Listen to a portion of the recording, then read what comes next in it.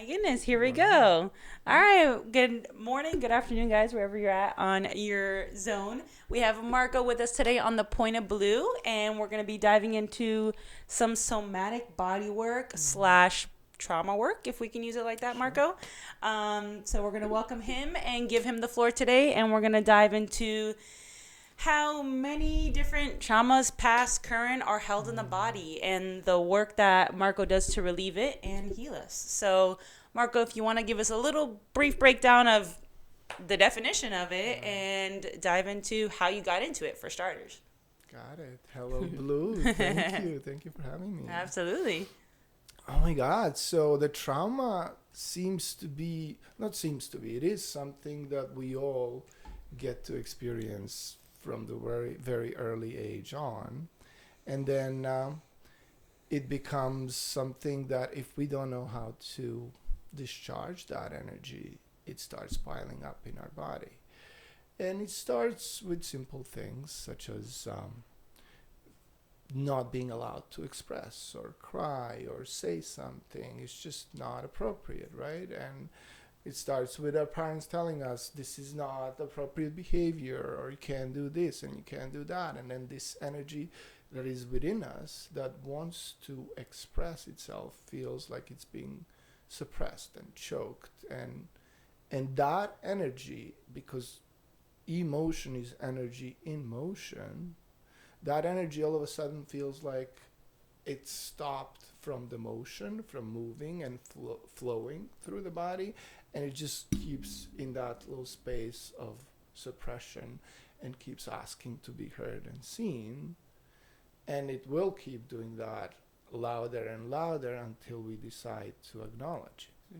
And that shows up so many different ways: pains, aches, immune diseases, anything basically that creates dis-ease will do that to our body. So, what and how did you tap into this realm? Because I know you have a history of working in a different realm of health, which I don't know if we'll state that, which I know you used to do nursing, which is a very different element than being more in tune with the body with this work. So how did you dive into it? How did you realize that this is, I think, the root of all dis-ease, which I completely agree, is that blockage of energy, or that lack of acknowledgement of these things emotionally within our life that causes, whether it's cancer, aches, pains, all that. So what made you go from that realm to this, and how did it trigger it in you? I think for that I need to go a little further back on. Throughout my life, I've broke my leg, broke my arm, so I've found myself in a lot of situations where I was in a physical pain and healing, and dealt a lot with modern medicine, and some of that was successful and other situations not so much.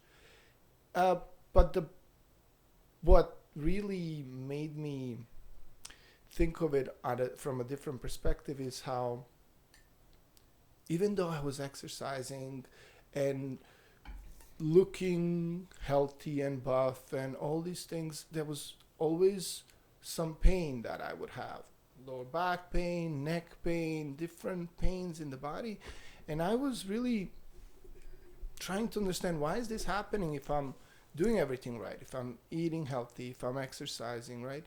And then I've started learning about the trauma from other people, from other situations, and started seeing it or feeling it within myself. And really, I'm skipping ahead a little bit.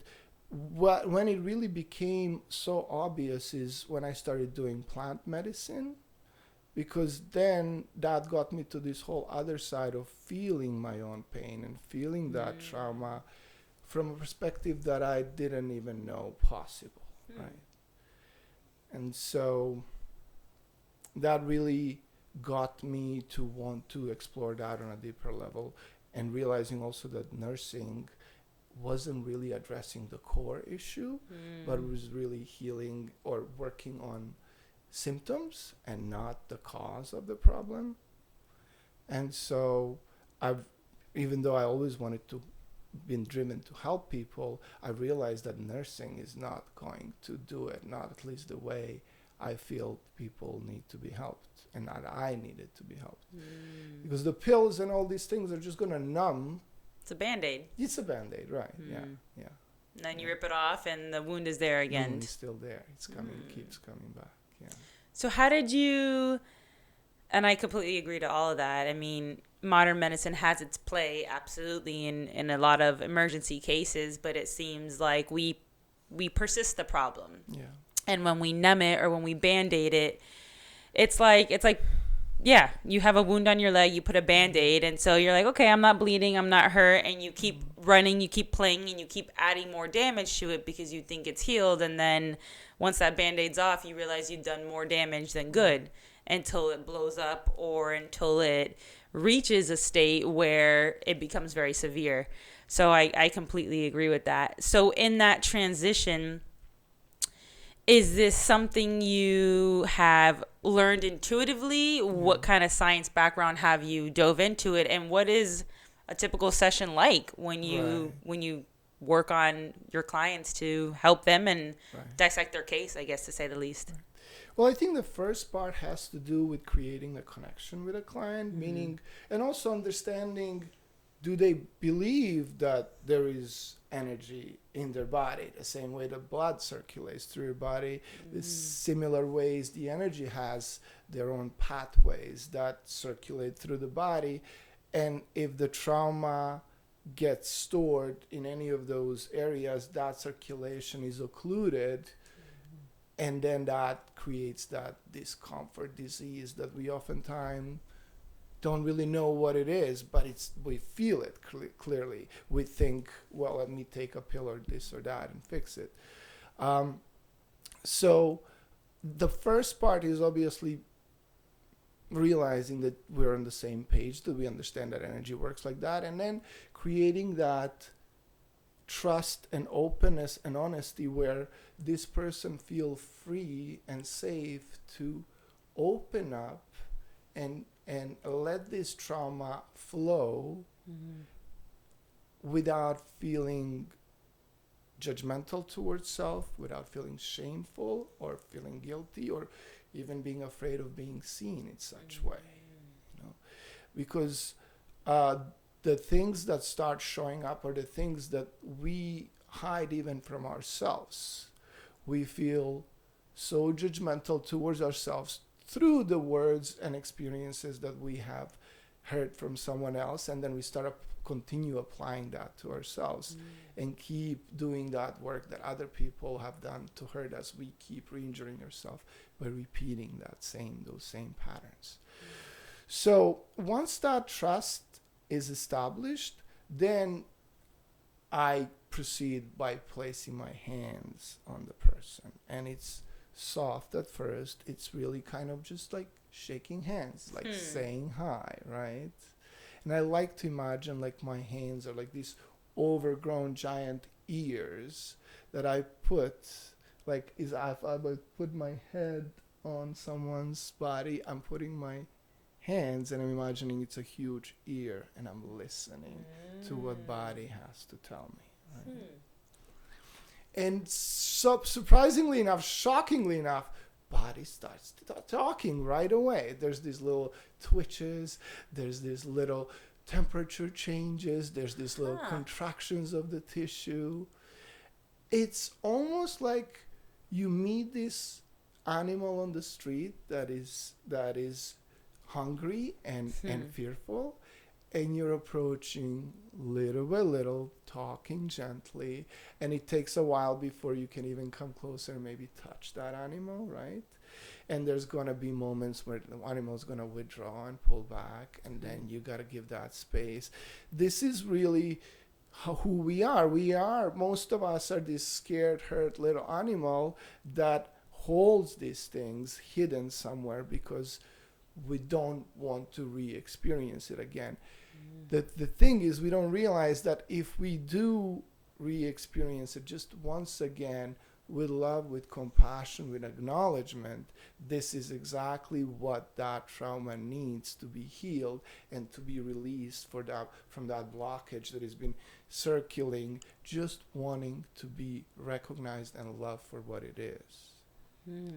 And God knows for how many years that's been latent. It could be there since the childhood, right? And oftentimes it is, because we got those formational years 1 to 7 where everything we believe, or our main beliefs about the world, are created, and our value and who we are and what we think we deserve, all that is there. And oftentimes, because of the society and the world we've been raised, we've been told that we are not good enough as we are, and that we need to do more, become something different and else and better, so that we would be worthy of existence. That's one of the key parts of trauma and healing it, allowing that misguided ideas to leave us and rewrite that into a new space that serves us. Kind of like seeing our own worth in a way. Because as you said, I feel like we've all been molded to maybe live to other people's expectations or other people's way of living. And little do we know, we are creating that dis-ease because it is not aligned with ourselves at all. And I think that really is a creation of so many people's health issues. Is there's something, and like you said, all for the most part, that thing that has been hidden, it simply takes that acknowledgement. It just wants to be seen. It wants to be heard, instead of just pushing it in a shelf and just, adding. Eventually, at one point, it's going to explode. So that's amazing that you're able to create that space for someone to do it. And I know it takes a very big character for the individual seeking you out for this work to be ready for it. Because I think many people, they're scared, of course, from that trauma, right? Or they're fearful of what's going to be revealed this time around, where, as you mentioned, if you know you can approach this with love and safety this time around, you will heal. And then the world is your oyster at that point, right? It's interesting. So part of the preparation that I do with my people before the session is I explain that once I find that trauma or those traumas in the bodies, and as I address them by touching them, by putting attention on them, there's these fears that show up. There's these irrational feelings that show up, and oftentimes exactly the same feeling that show up that originally traumatized us. So it's really bringing it back into this moment, something that we relived so many years ago that sits in there waiting to be acknowledged. Once we pull it out, it oftentimes feels like it's happening again, and the intensity is the same, and the fear is the same, and the desire for the body and the mind is to run, to get the heck out of there. I don't want to feel this again, right?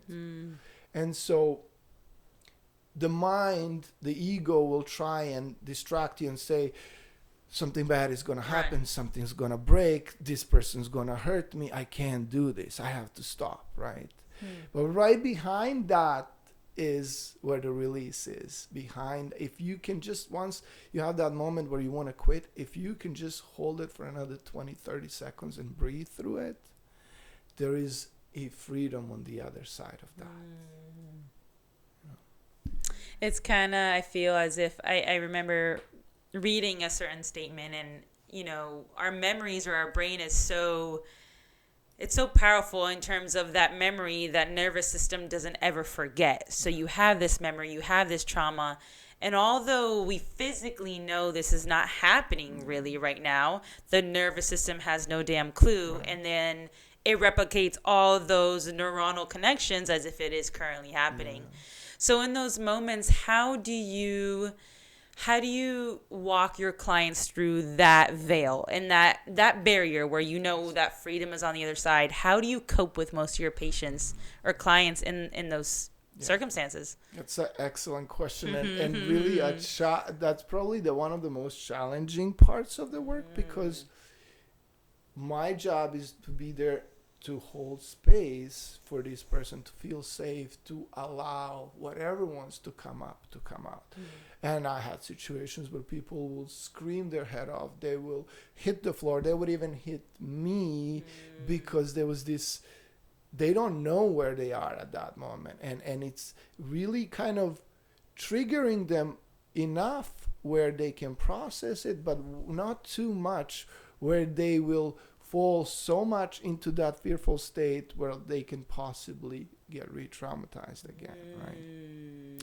So it's when I see them falling into that space, it's like teetering on the line where I'm having them walk that thin line, but I'm holding them not to cross it and get lost into that fear. So I will keep reminding them to breathe. I will keep telling them they're safe. I will keep giving them that safe space so that they can experience at the same time that side that was traumatized, and also realize they're safe and they're here and they're in the now as that's happening, right? Paul Levine, who wrote Healing Trauma, I really like his work aligns to what I'm speaking. He speaks of these situations where animals, like he specifically brings up a polar bear being shot with one of those sleeping tranquilizers, okay. Right? And then the scientists do their job and they let the animal go, and then they record the animal afterwards. And the animal will go through these violent body shakes, right?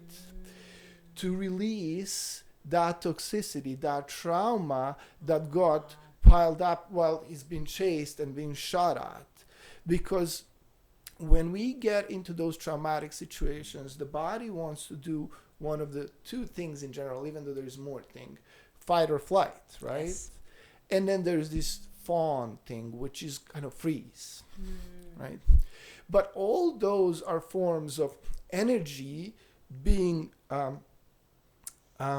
expressed fast as a response to life preservation, right? However, if that energy hasn't been allowed to do its thing, to explode, either by fighting or running away or doing anything else that is there to do, it's like, and another example that he used, it's like revving your car, pressing the gas all the way down, but not pulling the clutch. No intention to go, right? Yeah. And so, and then you damage it, and that's a perfect example. You damage the car. And basically, the trauma is that motor keep revving throughout our life without us being in a dangerous situation or needing that power. But it's there, and it keeps wanting to be used. Overwhelming your system at that point. Right. Oh, wow. Right. That's interesting. That's a perfect example I think you can explain to anyone. Right. And I think it's like, I don't know if people are aware of it or if they're just so fearful of it that they block themselves. And it's, how do you explain that to someone? Because I think a lot of us that have gone through that work, we want to tell people, hey, there's something on the other side, like how do we tell people that there's a healthy, happy life past that? Oftentimes fear is so overwhelming that they can't see what's on the other side, right? And so the process is a combination of things. First, we're doing this work on people who have already done some kind of a work. So they already are familiar with the energies and that they can be affected with our moods and how we express ourselves. And so that's why I do the interviews with people ahead of time, so that I can see, can they handle this? And even with those interviews, I'll have situations where people will get in and it just would be too much, right? And then I'll adjust as much as I can. But unfortunately, somebody said, you're hurting me, right? But it's not me hurting them. It's me pulling out the trauma that is being there already. And sometimes those traumas are so big that when you pull them out, it's just too overwhelming. It's too much for the person to take it. And they go into that closing again. This is why it's so important to work with people who have some kind of a background that they can handle this, right? Of course. Otherwise, you're reenacting everything. It's Right. PTSD of a Right. sort. Right. I remember, and I know I haven't gone through a full session with you, but I recall this was maybe last year at some point when we were at South Point. And I know you saw me, messing with my neck. I've always had neck issues. Of course, I can relate it to work. I can relate it to the way I sleep. Of course, there's more to it emotionally than that maybe I'm aware of, but maybe not totally aware of because, you blame it on other things. Yeah. And I know you realized I kept cracking my neck, messing with my neck and shoulders. And I know you sat down next to me and all you simply did was just like, I don't know if you started with light pressure and then started to continue with light pressure. And then I told you, I was like, oh my God, my whole my arm is numb right now. And you're like, it's okay, breathe. Yeah. And I know you breathed with me. And in that moment, like you said, if I felt pain, but it was that release. Yeah. And I can tell it was also the emotional release because I started crying. And in my head, I was like, how the heck did you know to touch that specific spot that triggered it? And of course, we don't always, or maybe you can't tell me or your client specifically what that trauma is directly without maybe the interview, right? You get a history of the person. Yeah. But knowing that that's the spot you had to touch. Yeah. So I know, which blew my mind. I know I was talking to you about it and I thanked you. I'm like, I don't know what you do, how you do it, but your hands are a gift from God, blatantly. But how also where to start. I know you said the person's body speaks to you, whether it's those flutters, the body temperature change. How do you know, like, what do you feel? Because there's intuition too, right? It's energy, which I think is also part of intuition. How do you gauge where to start? Like, what do you personally, as a healer, I mean, if I'm going to call you a healer, I think anyone that has that ability to do what you do is considered a healer. What do you feel specifically within yourself and your body or your intuition? Yeah, I'm not really comfortable with that word healer as well, and I was always being like, please don't, I don't want to. Okay, then I'll withdraw it. I'll keep it in my head. I still believe it, but I will withdraw. We are all healers. Yes. We all can be healers. I just don't want to be put on any pedestal. I get it. But also, I think, yes, being humble, but also realizing, like you said, we all are healers, and the more we tap into our gift, the more we can help the world. If the person wants to be helped, granted. Right, but yes, continue. Right. So that's, again, another beautiful question. Thank you. When I was starting this, I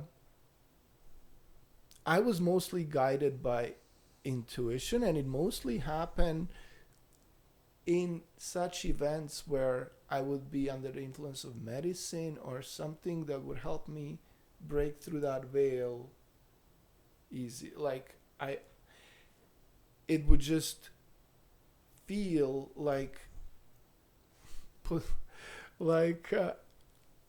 being guided by something. And this is, you might notice I'm uncomfortable saying that because I grew up as somebody who believed in science and what you see and you can prove, and all this invisible stuff is like, forget about it. I'm not going to, like, that's just nonsense. If I can't see it, it's not there. It's not real. So because I was that guy and that kind of started happening to me, it was really awkward because I felt this, but I was resenting, refusing. I didn't want to accept it because I didn't want to be this weird guy who's feeling things out, right? And so I was blessed enough to have this beautiful group of people that I was doing medicine together, and I felt so comfortable just randomly approaching to people, and like you said, just being guided to touch a certain place and doing work on them, and they would be like, how did you know to go there, right? And I'm like, I don't know. And this was the very beginnings, right? And then as I've done that more and more, I've recognized a pattern in the body where certain areas will almost always hold the traumas, such as neck, such as chest, such as belly, such as glutes. You know, there's these areas where I find energy almost always when I go into people being stored one way or the other. Some people will have a different proportion. A lot of people will have it here, and I think I believe that has to do with self-expression and us not ever being encouraged to really express ourselves. We're mostly being trained to be a good little soldiers and take the information in and follow and repeat. Obey, yes. And so I feel like for a lot of us, this is key. So this is expression. This is throat chakra, and then the belly holds a lot of fear, and then there's grief in the chest and in the back. And so these are the things that oftentimes the areas of the body, like they say anger is right here behind the shoulder. I've seen the patterns of that, but it's not always the case. That specific spot. Yeah. So throughout the years, as I kept doing that, now it became a combination of experience, knowledge, and intuition, right? But I have days where my intuition will be real strong and I'm guided so easily. And then I have days where I have to use more of my knowledge. Well, okay, let me check this part of the body and see what I feel there. Sometimes I'll just say, sometimes my hand will just go for the specific part of the body. I won't even have to think about it. And sometimes I would be observing the body. And oftentimes before the session, I'll have a person lay down on the floor and meditate for a few minutes while I'm observing how the body relaxes on the floor, and that's telling me which are the tight areas of the bodies, which parts of the body are lifting off the floor. I know that on the opposite side of that, there's tissue that is contracted and not allowing that musculature, not allowing those bones to completely melt into the floor because there is a tension, and tension is again a result of the emotion that is stored in that tissue. Wow. Yeah.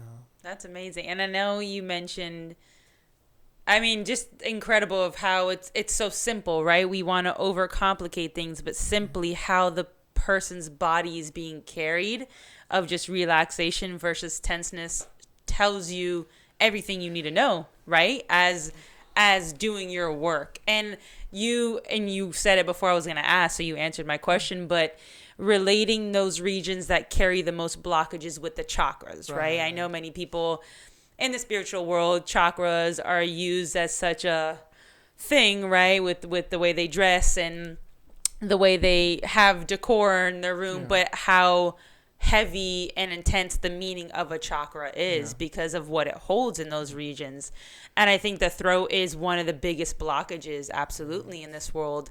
And I even with people I talk to, I am a person that is very open verbally. That is one of my strengths. I have other weaknesses, of course, but maybe it's a learned thing, right? As we grow older, we become more comfortable in our skin to share our truth rawly. But meeting people, it's really a struggle for them to open up. And you want to connect with individuals, but somehow they don't want to maybe share their shortcomings, or they don't want to share what hurt them, or whatever those negative connotations experiences are about themselves. I feel people just want to put a mask on and just show a certain side. And so they're hurting themselves. Not only can you not connect, but you're storing that, right? So you have this cutoff on your throat. And there's been people I've seen that maybe suffer from laryngitis or sore throats or this and that often. And you think about it, you're like, that's, at least in my opinion, right? Because we're open to this world of energy, where you realize that's not a coincidence. That is a specific thing in that area. And I was going to ask you this too. I know shoulders and neck, it's something where you kind of carry the world on you, right? Like, what are you carrying that doesn't belong to you? Or knees that are also weight bearing. Support. So I was going to say something as subtle as that, but then relaying it to the chakras. And I know you said back, throat, heart. Do you notice much on the lower body, or do you feel like it's above the sacral more than anything? Oh, no, the thighs for women a lot. Why thighs? I would have to say it also has to do with support. But there's going to be other people saying different things. This is what I want to address about that. You know how when you observe, you don't know someone and you observe them on the street and you look at their posture, you can, based on their posture, come to a conclusion what mood they are, or if they're shy, or if they are trauma. Like, you can see. And I use this example, if someone was to shoot a gun now without us expecting anything, the first thing we would do is we would lift our shoulders up and basically like a turtle does, protect, right? We would want to protect. Our first reaction is to protect, right? Now imagine hundreds of such events, but like not necessarily somebody firing a gun, but someone cutting you off in traffic. In that moment, you're actually thinking, I'm going to die. Like there's a split seconds when you think a threat. I'm going to I can hit this car and something bad can happen. And your mind doesn't know if it's like, and it could be your boss yelling at you, right? Your mind doesn't know that this is not life-threatening. In your mind, your body feels, well, in your mind and then your body energetically reflects everything, because our physical state is a reflection of our emotional state, of our energetical state. This is why this girl, I'm stressed, and then the pimples show up, or this or that. Like, it's so obvious that how the stress the energy instantly affects the body. It really animates the body. It gives life to the body. Part of my, nursing career, brief nursing career, I've had a situation where a patient has passed away, and I was in the room checking on him 15 minutes before that, and then later I came and I could notice the palpable difference between this was the person who was alone in the room. When I walk into the room, when this person was lucid and alive, there's this energy, there's this creature, there's this person, right? And then when I came back again, there was this feeling of room is completely empty. There is no spirit here. There is no energy here. That energy that was animating that piece of meat, physical body, has left. Right. And just another of those little confirmations how we get so identified with the physical that we forget that we're not physical. We are physical, just temporary, but that's not our normal state. That's not our forever state. This is just the temporary experience of it. Right. We're renting this vehicle for this however long it term. gives us. Yeah. I think that's a perfect example that you gave, because think about exactly that. Once the energy leaves the physical body in terms of quote unquote death, right? The body shrivels, the body turns into a skeleton, the flesh is gone, the body instantly becomes pale.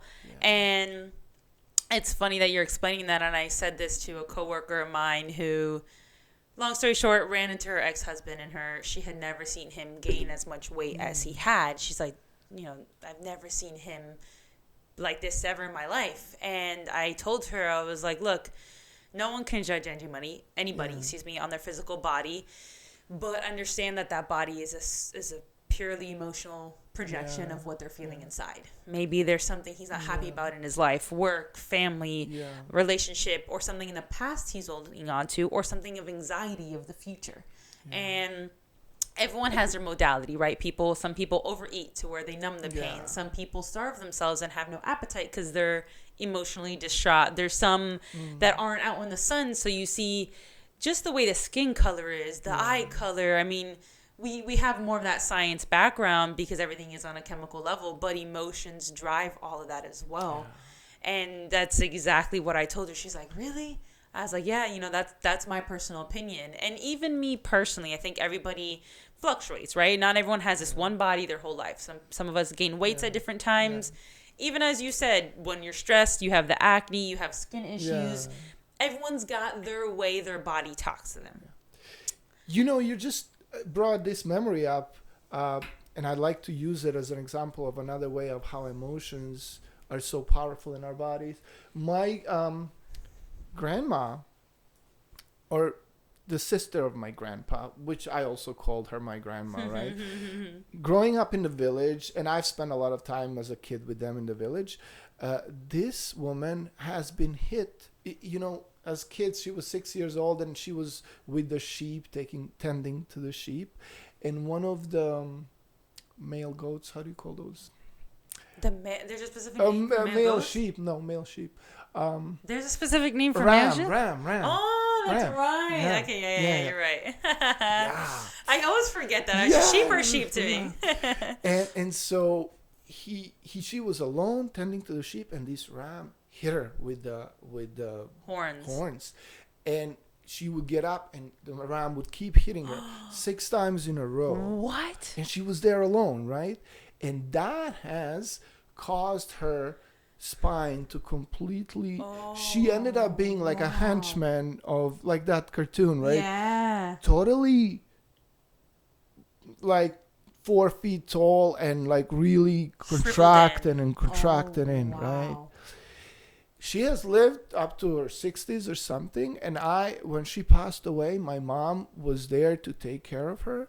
The shocking thing that she told me, and I at the time as a kid didn't know what to make out of it. She's like, when we were washing her body and preparing her, she was back again as long as she would ever be.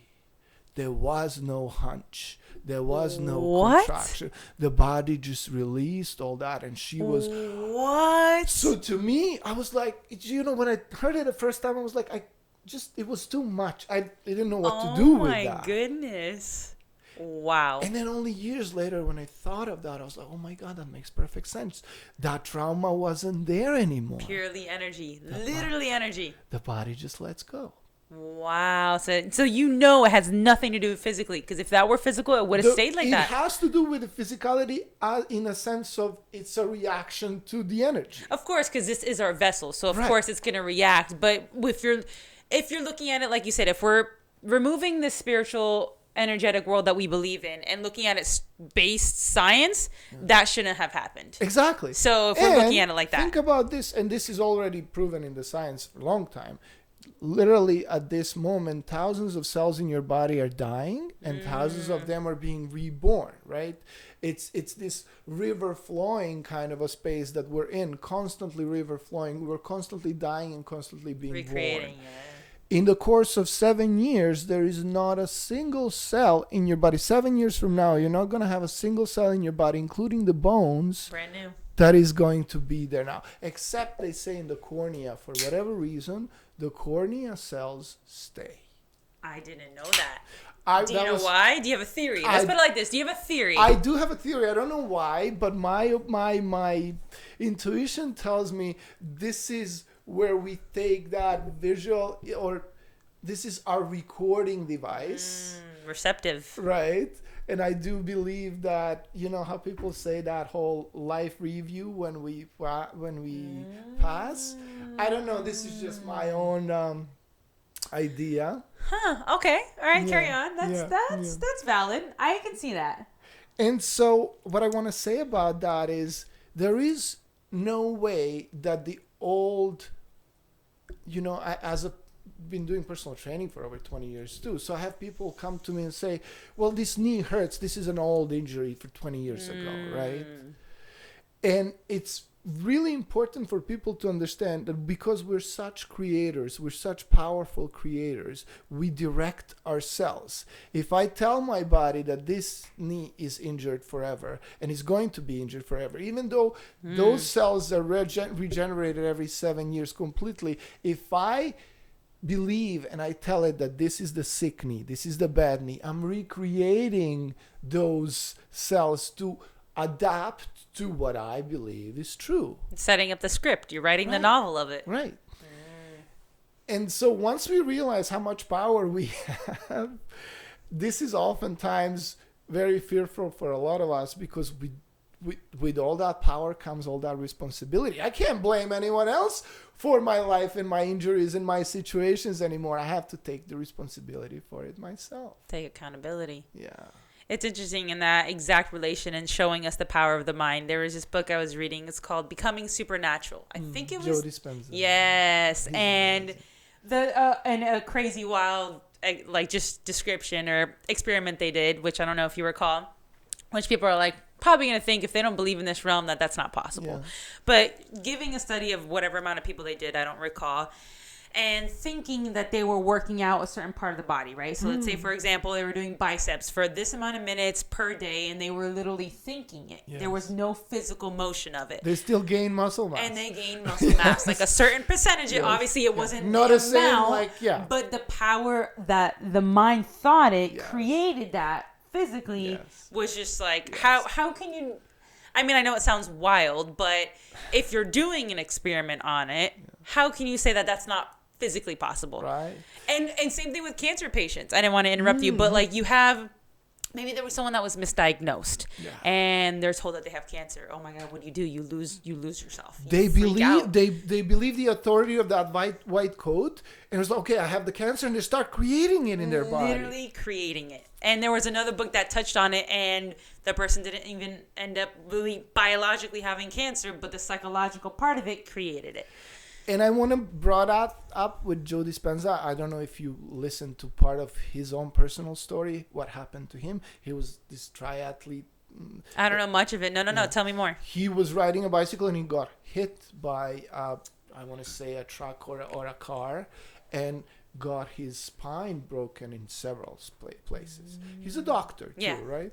So his colleague doctors told him, you got very few options. We want to put the rods in your spine, right? And you'll never be able to bend your spine again, and you'll be lucky if you walk again, right? And this guy, knowing also as a doctor what's the procedure and everything, he was like, don't touch me. Nobody. I don't want any work to be done on me. And he was put into one of those, how do you call those beds where you're immobilized and they just flip you back and forth? I don't know the name of it, to be honest. But yeah, I know what you're talking about. Yeah. And this guy for I'm going to say 6 to 8 weeks was just laying on that bed, and he was describing his process. He said, I started visualizing every single one of my cell being replenished, being healed, being reborn. And he says, I was doing that all day, every day. And he says the first beginnings were so hard because only a few minutes into it I would lose focus, and my mind would wander somewhere else again. And every next time we would do it a little longer. And he says by the time when I was able to make it where I can sustain that kind of a focus for hours on end and do it, he says it took me 6 or 8 weeks. He said I woke up and stood up from that bed without any intervention. You can find that talk on I'll look YouTube. it up. I'm going to look it up because he's one of my favorite authors. I've read a couple books by him, but yeah, I've never, to be honest, never looked into his full story. Wow. It's phenomenal. And same thing with our friend too, with Nati and her knee. I mean, you had so many people intervene, say, oh, you need surgery. And I know I brought this up in the last episode as well. But I mean, giving it time and look at what Simply Therapy, and of course, maybe your opinion may be a different thing on that, but looking at different people and different scenarios where they're automatically told the most invasive treatment without trying a whole nother level of it energetically. And I think, at least personally, I mean, look, we've all been in pain. I mean, you said you've broken bones. I've broken bones. I was a kid, so I don't even remember. But when you're in pain, you want the quickest, the option with the least effort on your end to just get the hell out of pain. So I don't blame people for just like, you know what? You trust these people. You trust these doctors in white coats, their expertise. Just heal me. Just get me out of pain.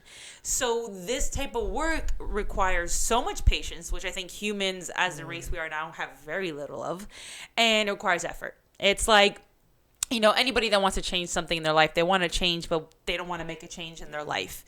So when it comes to things like this, it requires effort. It requires patience. It requires dealing with the dark side of it to get there. I mean, look at his consistency for 6 to 8 weeks. By day 3, I'd probably be like, screw this shit. It requires us retaining our power, because what do we do when we say to a person in the white coat, please help me? I'm literally giving away my power and saying, in your hands. I can't do this myself. Somebody, please, anybody help me, right? Absolutely. And with that kind of an attitude, you're literally robbing yourself from all this healing power that you have within yourself. You can apply for yourself. That's very true. Braden is another one of those. Yes, I love him. Tell me more. I don't even know, honestly, if you know his story too. I don't even know his story. I know I watched him initially on Gaia. Yeah. And on Gaia, he just snagged me. And I forgot what the first book I read by him was. I just want to make sure we're still live. Okay, we're still good. Go ahead. Yeah. But Braden, yes. Yeah, he's amazing. There was something I wanted to bring about him. Just lost my train of thought right now. I'll come back to me. He's amazing. He is truly a pioneer. He's been doing this. Bruce Lipton, epigenetics, right? Where he says nurture versus nature. We have all this genetical possibility. Each one of us has a cancer gene in our body, right? It's not that. It's what triggers it. And if it's activated, triggers it, right? Yeah, absolutely. Yeah. Same thing. If you, I mean, you and I both know about mono, like or herpes. Everyone has these latent in your body. It's whether it's waking up by what's happening on your outside environment or your stress levels, and obviously the stress levels are decreasing your immune response. And same thing with like any quote unquote, like, I don't want to say basic infection, but infection, let's put it like that. And the second your system goes down or whatever's happening around you, it dictates what's shown up or what's genetically activated that is going to appear on your physical body. Right. So I do believe that one of the greatest part of the healing is us believing we can. Number one, we can heal. Not only that we can heal by other people helping us, but we can also heal ourselves.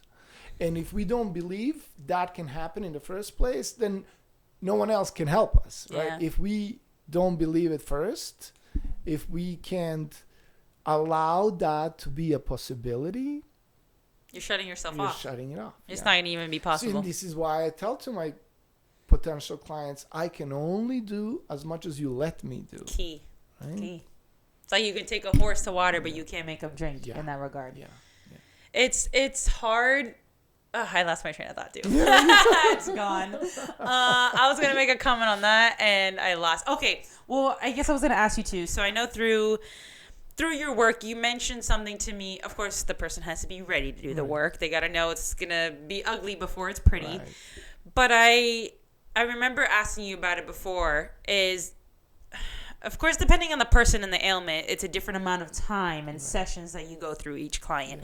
But again, consistency is key, right? They have to be dedicated to it.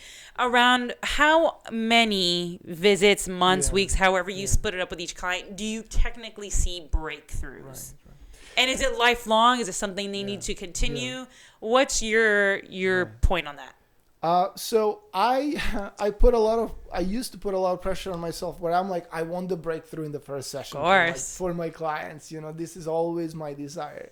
And in a lot of cases, I do get breakthroughs with people in the very first session. Okay. The thing with that is there's layers of our trauma that's been piling up there for years, for decades, right?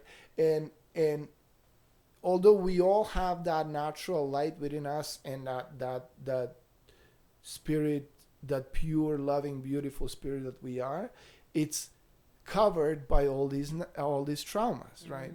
So more we shed that, more we come back to who we truly are, to that light, to that love, to that lack of disease or just feeling healthy, feeling good, right?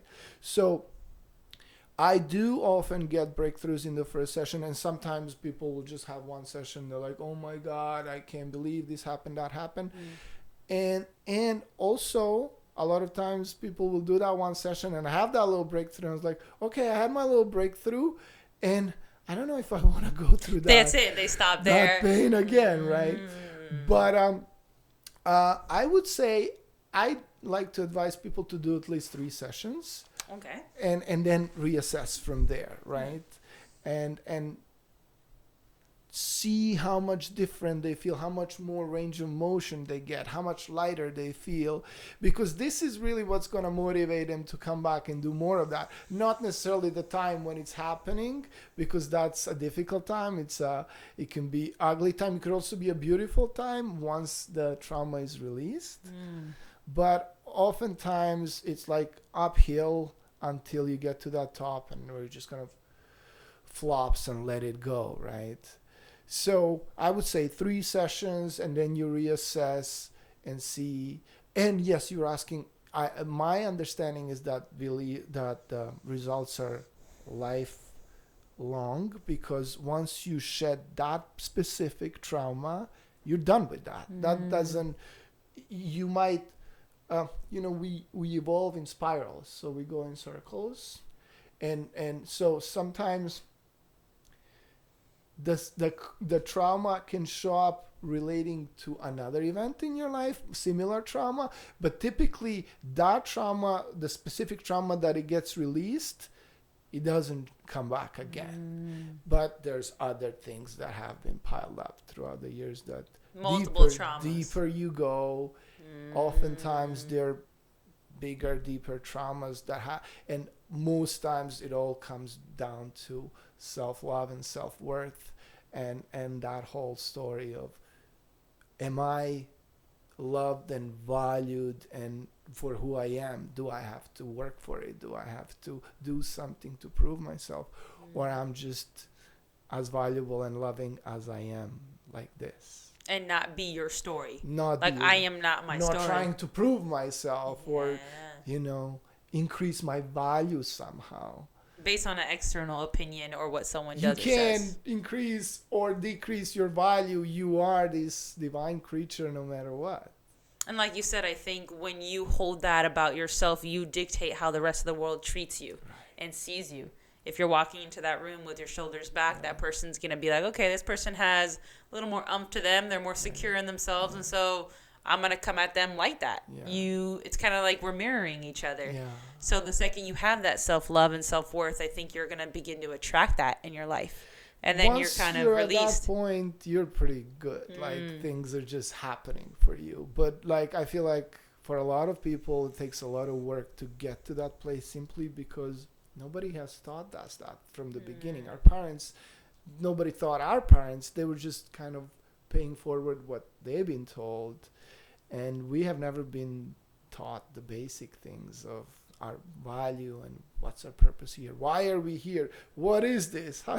And we're all just trying to figure it out. And that comes with a lot of uncovering too. I think to figure that out, we need to release everything from the past or what we think we know of ourselves. What we know and who we think we are and all these attachments. And what we're supposed to do here. Okay, we need this checklist of career, money, family, husband, wife, kids. Yeah. Instead of figuring this out to be able to achieve all that, or to be able to even procreate a healthy child. Yeah, that's true. And I guess another question I was going to ask, well, I'll make this comment first before asking that question, is, and I mean, you're familiar with family constellations as well, or no? Yes, but I haven't researched it too much. In depth. Yeah. Okay. No, because it was relating to your answer to my question of, is this a lifelong cure? And that's similar with family constellations, where it's not a physical release of the trauma, but it's a verbal exchange and kind of having people imitate those things in your life that are wrong to just shed light on that. And simply shedding light on it and just acknowledging it fixes that. And I had a friend of mine who had stomach issues her whole life. Couldn't figure it out. Was it what she ate? Was it this, that? And she did a family constellation, and the woman and the director kind of unveiled some things about, maybe it was past generations. And after that session, she had no more stomach aches. And she hasn't had it for months. And all it simply was acknowledgement. It's kind of like any human being. You go out on the street, people don't like being ignored. It's simply like, hey, good morning, how are you? Acknowledge it. And just simply acknowledging it, it's the cure, right? So going back to nursing or modern medicine, which again has its play, but it is a very symptom-based treatment. Instead of, okay, this is the root. Like, all right, we're going to go through all these pathways and we're going to find the root cause. trigger it, zap it, do whatever you got to do, and now you're good. And you're reminding me when I was working briefly in a hospital, and I have 6 patients to take care of in a shift, and I had a nurse preceptor who was kind of showing me around, and I would get in and talk to a person and touch them and just kind of make them feel better.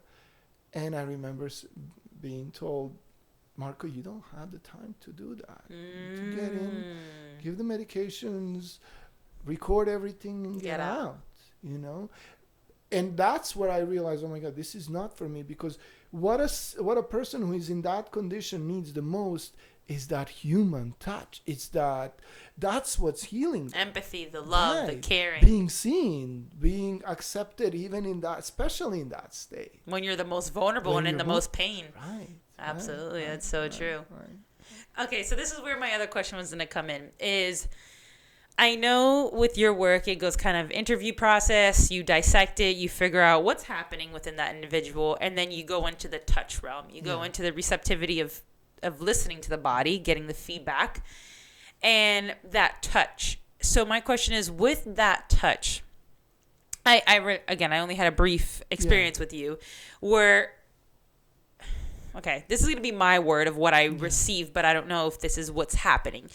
Is it simply, I know it's a release of that trauma, and I know we're familiar with chi and energy, and I know there's masters that inject chi into people and heal them. So do you feel like you're also tapping into that realm of injecting and releasing, one more than the other? What do you feel your ratio is, if indeed both? Yeah.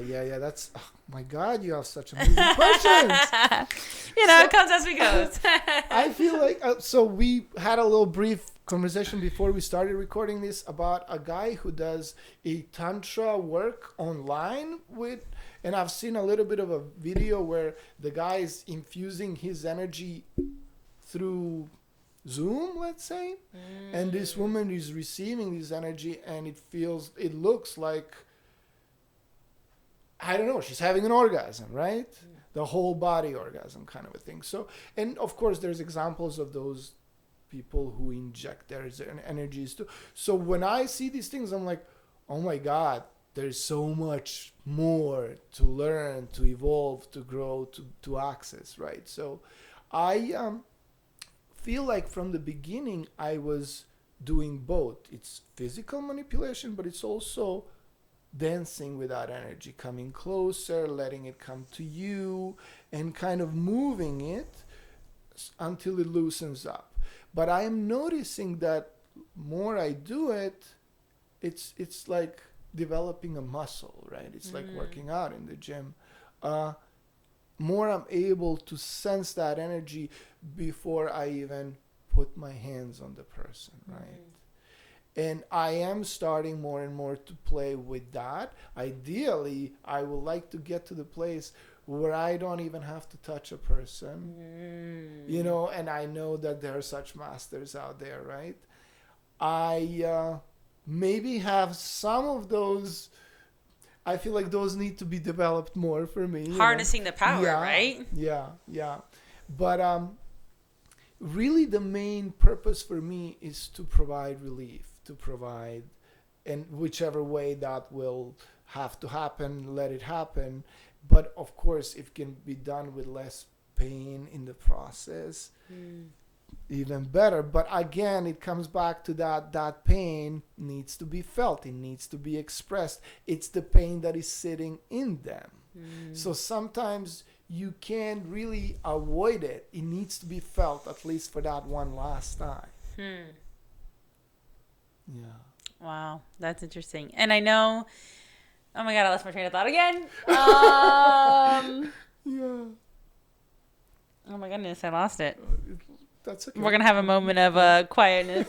Let's take a moment. Oh my God, it was gone. It was a good thing too, and it's gone. On your end, anything else going through your mind, I guess to say? Distract me from my loss. Right.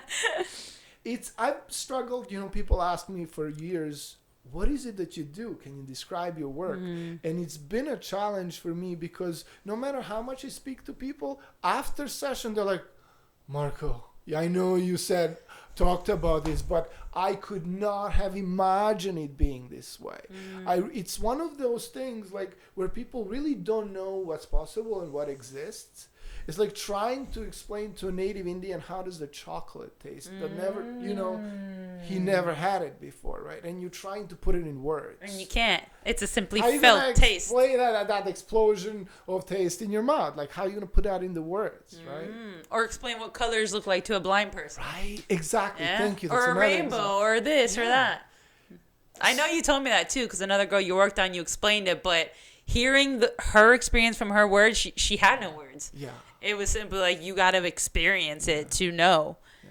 So to put that, it's... And I do feel like it's becoming more and more of a mainstream where people are finally in greater numbers becoming aware and embracing these kind of work and paying more attention to values that matter, such as your health and happiness, it's rather investment. than your houses and cars, and so I feel like this is such I'm blessed to be alive. I feel all these things that we're going through, these I don't know how to describe it, these viruses and trauma, the traumas of the planets are really being unleashed is right being now. Unleashed, and we get to witness it and love it, and so that we can heal. Yeah, I think it's a challenge, if anything, to help us in that. So this is not my original thing that I asked before, but it came to mind. Yeah. So it sounds like, let's say to people that are listening that are familiar with Reiki, do you feel like I think it's different with your work. I think it's totally different. But how would you explain it to people that are familiar with Reiki? Yeah. I think yours goes in a much more deep level because of the interview process and what you go through in them. But would you say it's a very similar region to the way it works? Or... I would totally say that it has elements of Reiki. Okay. It also has elements of acupressure. Okay. It also has elements of Rolfing. I don't know if you're familiar with Rolfing. No, I'm not familiar at all. Rolfing is been around for a while. It has to do with maneuvering the fascia of the body. Okay. And the fascia, it's now the well, I don't know how scientifically proven it is, but it's been showing up more and more that the fascia really is storing the emotions. It's in the fascia. And when you visualize the fascia, it's like a onesie. It's like a whole... Connected. Everything is connected. So if you've heard of the anatomy trains, what's the name of that guy who wrote it? I'll remember. But he's got all these lines that are going from the top of your body to the bottom of your body, and it's all connected. All the meridians in a way. Kind of like meridians, right? Yeah. And these are energy points, and these are things that connect the whole body. So you can, when I work on people, I'll like press one area of the body and they'll feel it all the way in their leg, And I'm like, oh my God, I'm feeling this in the leg. It's because... We have been conditioned, especially I've been in fitness for so long, biceps, triceps, quadriceps. Isolate. There is no such thing. I agree. But I've been in that illusion for so many years, following the system, right? It took me a long time to see how that way of treating your body can actually harm you, because you're contracting certain parts of the body, and that, because it's all connected, that has to even out and pull on the other parts of the body that are not contracted to create that balance. So much. There is so much to share about these things, and there's so much more that we'll learn in the process. That's true. When I ask doctors, how much do we really know about the body? They're like, I don't know, 2%, 5%. I agree. And we're still learning. And it's going to go on forever. So much, yeah. And that's interesting that you're saying, I mean, of course, everything is connected. And I think that's where the whole word, everyone that maybe doesn't believe in it, hears the word holistic, but it really comes from the body being a whole. So instead of isolating just this and treating just that, realizing it may be coming from somewhere else, it's all connected. And speaking of fascia, I have... this masseuse, I don't know, family friend, we heard of her, and she is incredible. I kid you not. There's places you go to get massages, and it's a little caressing. They don't actually work into the fascia of the body, and she'd have these tools to release it. And she's one person that makes me feel like I'm floating on air because she's releasing that energy that's there. And I used to be a runner before a couple years ago, and 6, 7, 8 miles, and there was a point where my knee couldn't handle it. And I was like, what the heck is happening? It would swell. I couldn't go 5, 10 minutes without it being in agony. Yeah. I would have to go home, ice it, didn't know what was happening. Didn't want to go to the doctors. Didn't want to even think of, oh my God, did I pull something? Did I damage something? Is it years of damage? And I didn't run for like 6 months, a year. And that was the worst because running was my release, mentally, emotionally. Yeah. I decided to get a massage with her, and she starts working around the IT band, and I forgot what other muscle around that. Yeah. Marko, I ran the next day, 5, 6 miles, not a damn problem. And I'm like, this woman healed me. Simply because, and like you said, isolating, right? So I wasn't doing other working out. I wasn't balancing the opposing muscles. Yes. So it was as if the IT band, and I forgot, again, what other muscle you probably know. Gracilis and probably. Yeah. That were overworked, over tight, pulling on my knee, and causing that issue, and it had nothing to do with my knee. It had to do with the muscle, fascia, and ligaments that were around that. And that's a problem with isolating, because all I would do is run instead of working out everything else and whole body. Exactly. Yeah. And I like to use this example. Imagine you put a plastic glove on your hand, but it's 2 sizes too small. Okay. So what happens is your finger become like this because that thing is pulling, and your whole hand is kind of like this. Right? This is what happens to our fascia due to stress, trauma, and improper treatment through exercise, right? Where the fascia, the whole thing becomes too tight. And then because we swim in our bones, we have these misconceptions that bones are the ones keeping our body strong, right? Yeah. It's really the fascia that is keeping everything together, and the bones are free floating in that fascia, right? Same way like the hand would be now free floating in your tight glove. And I don't know, you tell me how we're doing at the time. We're good. So far so good. We'll keep it rolling for a little bit, and then we'll go from there. But no, I want to hear where you're going with this. So the fascia, the way I've uncovered it in myself, needs constant stretching and opening to counter the aging process. Because part of the aging process is also us shriveling, contracting. And if you look at old people, it's all that closing the shoulders, hunching.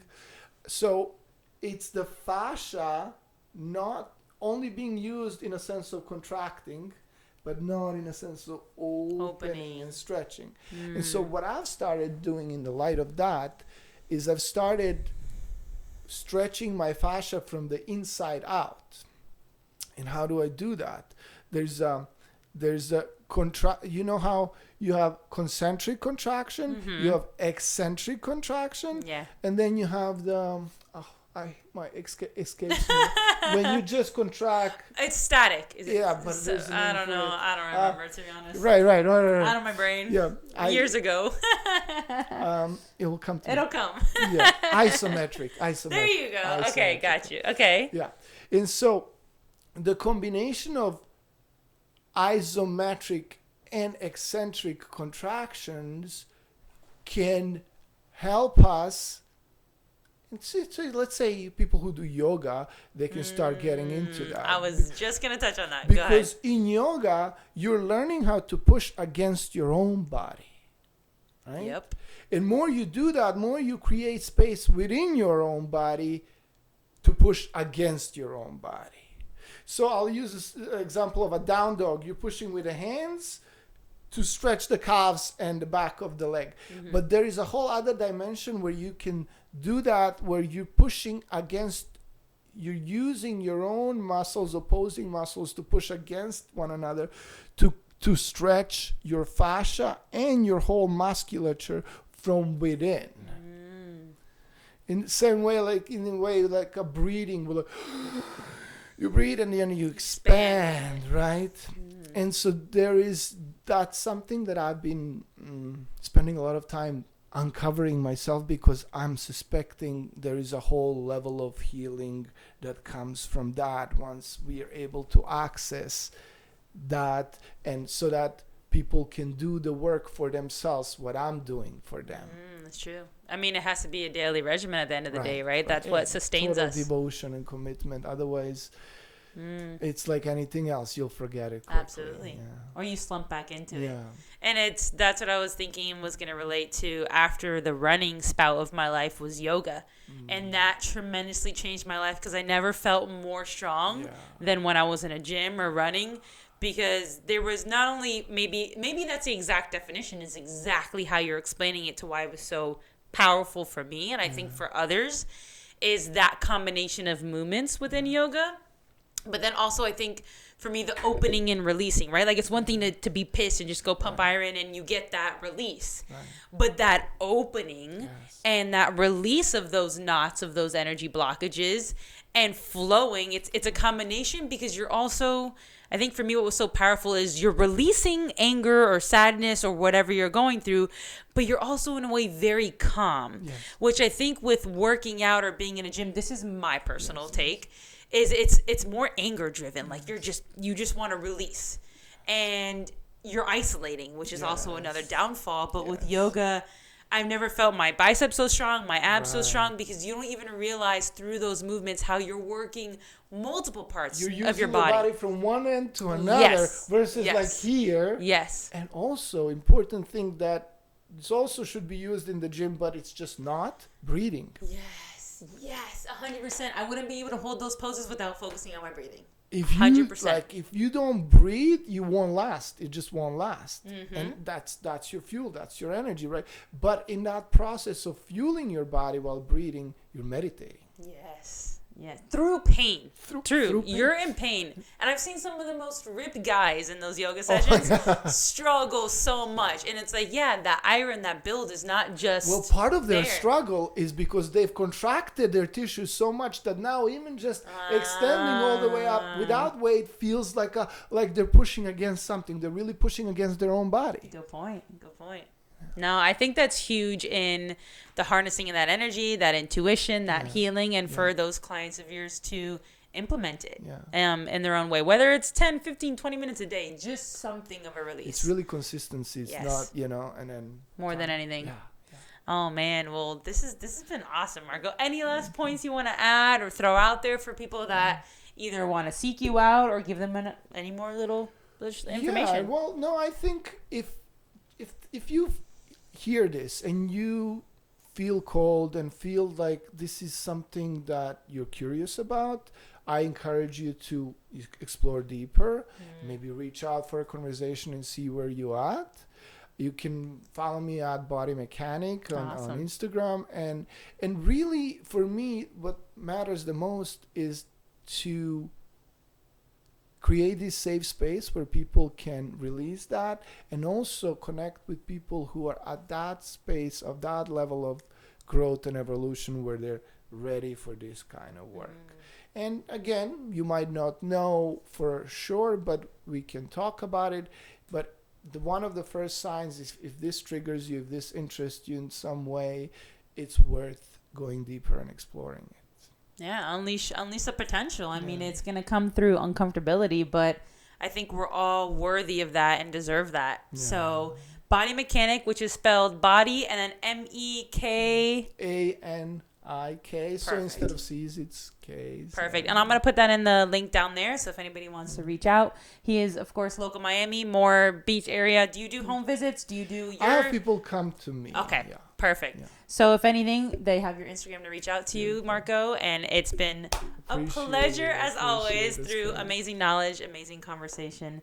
And definitely, you guys, check him out. It is powerful work. I've had glimpses of it. I haven't had a full treatment, but it was powerful just within those glimpses. Thank you, Marko, for helping heal the world. I won't say healing since we're not too acquainted with the word yet. Exactly. We're all doing it together. And if you know anyone that is interested, definitely send them our way or Marko's way, and he'll be happy to help. Thank you, Marko. Thank you. We're going to clock out, guys. Thank you so much.